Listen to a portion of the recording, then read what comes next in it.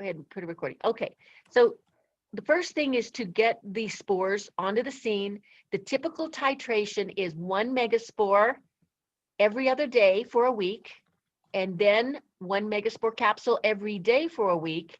And then by the 3rd week, you're up to 2 capsules. You give these always during your largest meal, and you do not have to refrigerate them.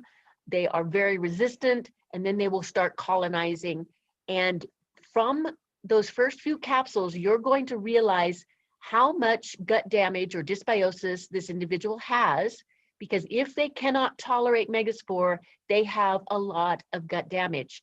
And the answer is to cut it back so their microbiome has a chance to shift, to find homeostasis, to recover. And that may be in the form of a die-off reaction where they're producing a lot of lipopolysaccharide. And I'll make this bigger here so that you can see. Lipopolysaccharide is the endotoxin that is released from the gram-negative organisms that will overgrow in the gut. And ideally, the first step when you introduce megaspore is to get the mucin 2 layer under control, where you're feeding the good guys, you're binding, you're helping IgG, the IgA bind to the lipopolysaccharide, and you're helping the keystone strains keep the gut intact. The second step is to feed the keystone strains. When your patients ask you, will I have to be on these products forever? It will depend on how well they nourish their keystone strains and get them in control of the gut. And typically, this will take 3 months for the average person. But if you have someone with a lot of gut symptoms, they've had years of damage, calculate for every year that they've had serious symptoms that they need at least 1 month of gut healing. So if someone has had IBS or IBT or inflammatory bowel colitis, severe constipation for 6 years, then you tell them 6 months. If they've had it for 9 years, you tell them 9 months. But the average person with this program, they're going to have significant difference in 3 months. And then the final step of this 3-month program is the megamucosa, and that's going to help heal that mucin 2 layer, which, as you can see, is really important to protect this underlying epithelial cell wall. You know, that's where the tight junctions are, where the microvilli, you know, and under that is all of the inflammatory reactions that will take place. So what you're dealing with in most people is a breach in this mucin 2 layer where the LPS, lipopolysaccharide, has degraded mucin 2, has destroyed the tight junctions, and you've got a flood of lipopolysaccharide pathogens, undigested food particles flooding into the lumen of the cell, and the immune system going crazy. You've got interleukins and cytokine storms and raging inflammation, and this is causing a systemic inflammation over the entire body. And I'm going to tie this into the immune system right here.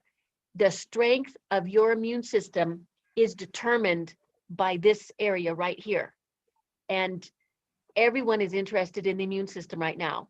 Whether you survive or you don't survive a COVID infection or a vaccination or any assault is going to be determined by how well your immune system is functioning. And this is the #1 reason that will cause immune system dysfunction. So remember this slide. This is really important. This is the genesis of autoimmune disease. This is the genesis of food sensitivities, chronic illness, and immune dysregulation. So this is just the summary. We want high microbial diversity, low pathogens, low toxins, a thick mucosal barrier, tight junctions, and low inflammation. The reason someone has a leaky gut, that's your investigation. You figure that out with your history and your questions to your patient on, is it antibiotic use, alcohol, smoking, stress, sleep, intense exercises, crappy food, glyphosate exposure, vaccinations, or pharmaceuticals. You figure out what caused it, because you can have them spend a lot of time and effort healing and sealing their gut, but then they can destroy it by going back to whatever they did before. So, this is where you teach them how to have a healthy lifestyle. This is why Megaspore is taking the market, because, it, for, as many trillions of organisms other probiotics claim that they're going to have, it doesn't matter. 0 of them colonize in the gut. 100% of Megaspore colonizes. So anybody who has any objection to this, I have a lot of resources for you. You'll see on the internet, there's a lot of attack against Megaspore because everyone is copying us, and some people are just making stuff up out there. So let me help you when you see that stuff, show you the science so that you can confront any argument you find. In Megaspore, there's 5 spores. Okay. You've got this HU58 is in all of our probiotics. This is the Bacillus subtilis. HU stands for Holloman University. So this is our strain number. We get all of our spores from London University in London at Holloman University. It's a spore bank. These are the top spores. They're completely genetically typed. Each one of these is a pharmaceutical drug somewhere in the world and has been for 60 years. The United States, we're the first company to bring it to the United States, and we're making it available to practitioners. So the second product we have a 1-spore probiotic, we have a 2-spore probiotic. So the second one has the Bacillus clausii, and then Megaspore has all 5. So if someone cannot tolerate Megaspore, and you've already tried to open the capsule and divide it in half, and they still can't tolerate it, and they can't even dust their food with it, then you just ask them to put it aside, start with the 1-spore, and then graduate to the 2-spore, and then they can go back to the 5-spore. What's happening is that their immune system is so damaged, they have recognition problems with their Treg cells. So you can train their immune system to recognize these spores, and they will help heal the immune system, but it will take a little more time for someone with more damage. This is the study that put us on the map. So this was done at the University of Texas. It was published in the Gastrointestinal Pathophysiology. It took a healthy population of college students and showed that this is where a lot of metabolic endotoxemia starts and will end up with long-term gut health problems. So the idea was to stop this at the origin, which we found was extremely effective. The spore-treated group reduced lipopolysaccharide by 42%. And the overall change in a life was 60%. So you can drastically influence everybody that you put on Megaspore with, because it reduces that lipopolysaccharide that is destroying the gut. And there are a lot of other things we looked for as well. And now each one of those things are their own independent clinical trial. This is a published study we have showing that the Bacillus spores are going to help with irritable bowel syndrome, which makes sense. If you're truly healing and sealing the gut, you should see every chronic illness get better. And this is the first of many that will come out, and this is what's happening. Megaspore demonstrates the most profound improvement in the IBS score. This is another published study. The Bacillus spores protect against acetaminophen-induced acute liver injury in rats. And this would make sense.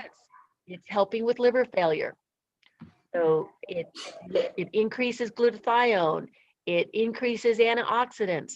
It helps with the tight junctions. It reduces inflammation. Again, Well, all of these things you should expect if it's really working.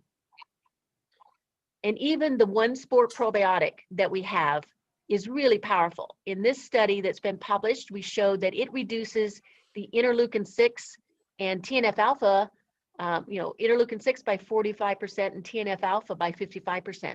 So really strong anti-inflammatory. It also, in another study, we've shown it reduces ammonia very significantly, which is going to help stop acute liver failure and a lot of the problems that ammonia does, in the brain. The 2-spore probiotic, really helpful if someone's on antibiotics, before, during, and after. You can use these. The antibiotic will not hurt the spores. The spores are smart enough to protect themselves, go back into the spore stage, and then come out to clean up the mess that the antibiotics did. So that is the first step. The first step, get them on the spores. The second step, get them on the prebiotic. The prebiotic is what feeds those keystones. I have to stop it. Tracy. Yes. Tracy, I have to stop it here. I have a meeting. Okay. In 5 minutes. But I'm so sorry. That very first part was very good. Thank you. I really don't have any questions right now. Super. Do you want to postpone and just in a couple weeks continue the presentation so we can keep going deeper each week? Yeah, that will be, let me see my calendar because I can see, yeah, I can, I even have some time tomorrow if you want to do it tomorrow, but you must be busy too. We can do it in a couple of weeks, that's okay. Well, I have a 2 o'clock, 4 o'clock your time, 2 o'clock my time. Well, it looks like I even have a 2 o'clock your time. Would 2 o'clock work tomorrow? Yes. Okay, well, let's go ahead and do that. I will just change the date on the invitation for tomorrow at 2, and when perfect. All right, we'll see you again tomorrow and have a terrific day. Thank you very much. You're welcome. You too. All right, bye-bye. Bye. Sarah.